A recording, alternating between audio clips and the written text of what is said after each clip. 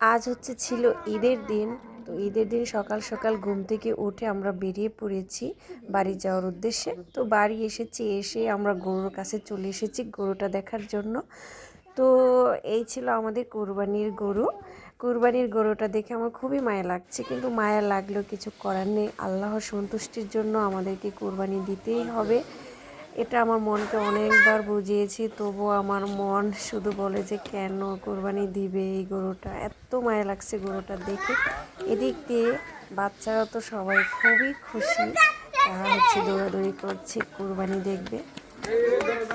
তো অলরেডি গরু শেষ, এদিক দিয়ে তারা কাটাকাটি করছে। আর আমিও কিন্তু কেটেছি মাংস, অনেকটুকুই কেটেছি। তারপরে কাটাকাটি শেষ করে এখন চলে গেলাম গরুর ভুঁড়ির কাছে।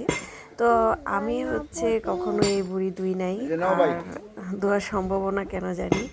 তো ওনারা ধুচ্ছে, আমি দাঁড়িয়ে দাঁড়িয়ে দেখতেছি। আর এদিক দিয়ে ঈদের দিন বলে কথা, কিছু না কিছু তো একটার পর একটা খেতেই হয়। তো একটা কাঁঠাল পেরে নিলাম, কাঁঠালটা এখন কেটে দিচ্ছে। এই তো একদম সুন্দর কাঁঠাল, খুবই মজা ছিল কাঁঠালটা। তো অনেক কষ্ট ছিল। আর আমি কাঁঠাল একটু শক্ত শক্ত থাকবে তখন খেতে আমার কাছে খুবই ভালো লাগে, আর এটা একটু নরম ছিল।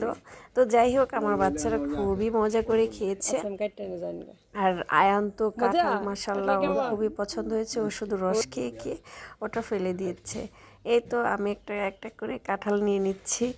তো আমি সবাইকে আবার কাঁঠাল দিব খাওয়ার জন্য। তো এদিক দিয়ে আমি আবার চলে গেলাম কিছু না কিছু খেতে।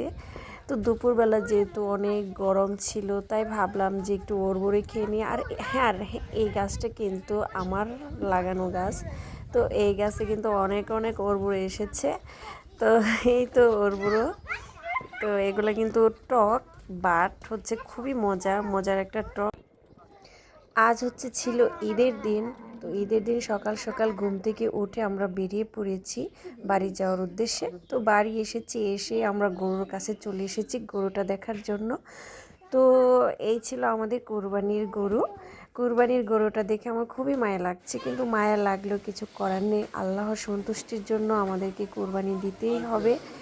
এটা আমার মনকে অনেকবার বুঝিয়েছি, তবুও আমার মন শুধু বলে যে কেন কোরবানি দিবে এই গরুটা। এত মায়া লাগছে গরুটা দেখে। এদিক দিয়ে বাচ্চারা তো সবাই খুবই খুশি, তারা দৌড়াদৌড়ি করছে কোরবানি দেখবে। তো অলরেডি গরু শেষ, এদিক দিয়ে